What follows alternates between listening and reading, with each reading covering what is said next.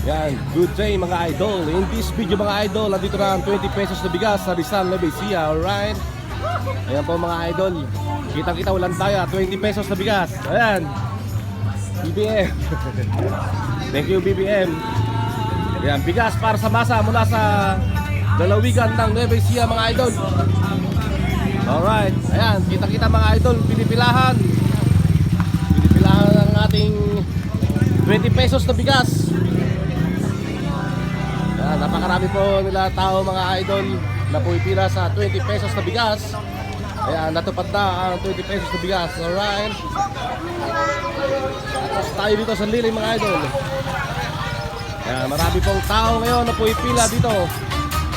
Ayan, anyayana po rin yung mga taga-norte. dito yan sa Poblacion Norte, Rizal Levesia mga idol. Lang, ha? Ang 20 pesos na bigas mula sa ating Alas 10 na po. lalawigan ng Levesia. Dito yan sa Rizal Levesia mga Alas idol. 10 na po. Ayan, ang dami po mga idol. Hanggang 12. Alright. Dapat nga po hanggang 12 lang. 12:30 po kami. Ayan, marami po mga kababayan natin ngayon. Imaga tayo nagsimula. Ang Mga mabibigyan taga-norte, halina po kayo. ng halagang 20 pesos na bigas. Ayan na po sila mga idol.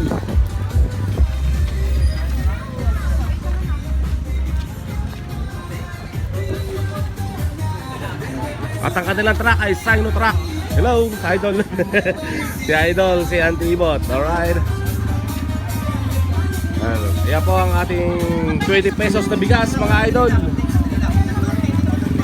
Mula sa lalawigan ng Levesia at sa bayan ng Rizal Levesia. Isa po yan.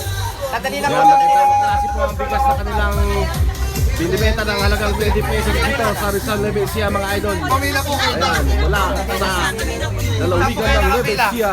Right. Wag po kayo alis sa pwesto nyo. Primerang klase po mga idol. Ang klase ng bigas. Alright. Ay, si idol. Idol. Idol. Ayan.